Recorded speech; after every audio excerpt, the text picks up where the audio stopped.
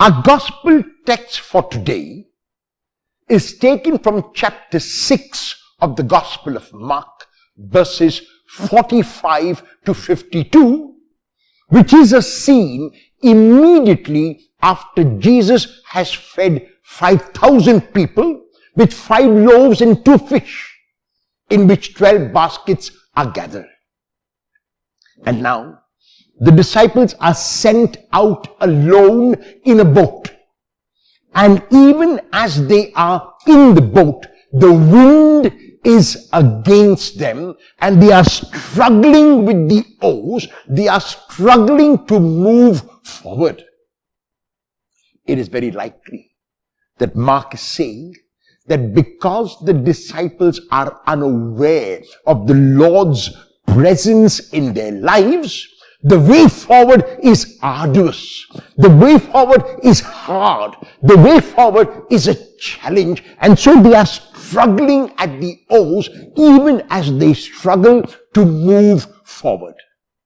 In what Mark calls the 4th watch, that is between 3 and 6 a.m., when a person is at his or her weakest, it is at that time that the Lord comes to them. And this is not only a miracle, it is also what may be termed as a theophany. A theophany is the revelation of God. And this is the kind of God revealed in this miracle. Jesus comes to them walking on the water. In the Old Testament, only God could walk on water. No human being had the capacity or the ability to walk on water. So when Mark tells us that Jesus is walking on water, he's not saying that Jesus is defying the law of gravity. What he's saying is that Jesus is in the place of God and that Jesus subdues evil because demons lurk under the water. So by walking on the water, Jesus is subduing the forces of evil and is not pulled down by those forces of evil, but is able to conquer them. And then Jesus makes a revelation of himself. When the disciples are frightened, when the disciples think it is a ghost, Jesus reveals himself to them through the Old Testament name of God in Exodus chapter 3 verse 14.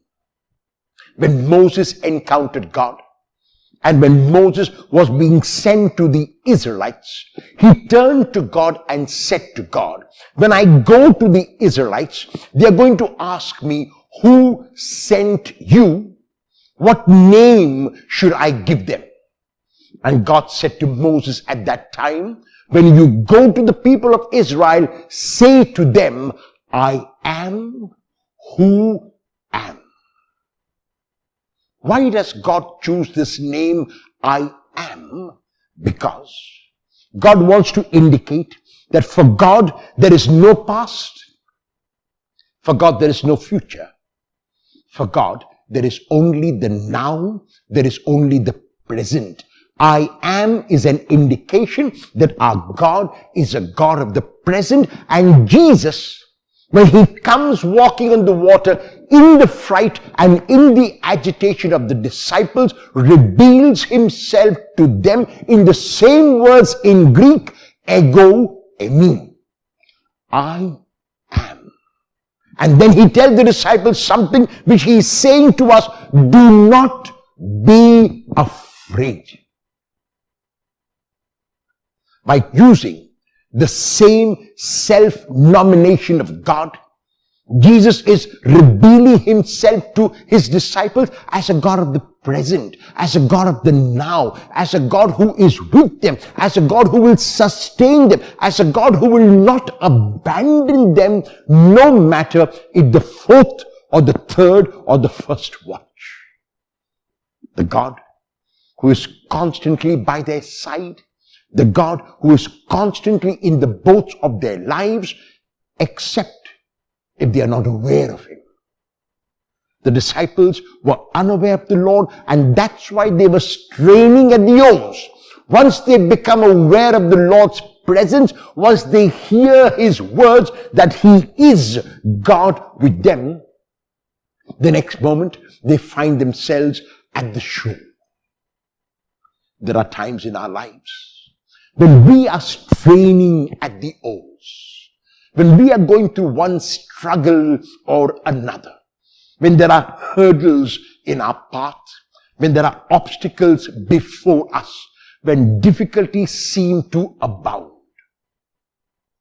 At those times too, the Lord comes to us walking on the water, telling us that He is a God who will not be sucked in by the evil around us.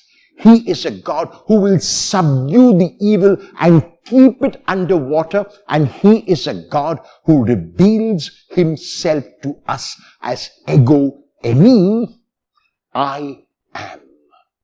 When we become aware of that presence of the I am in our lives, then rowing becomes easy. And we find within a few moments we are at the shore, safe and sound. Will you hear God reveal Himself to you, not as a God of the past, not even as a God of the future, but a God of the now, a God of the present, I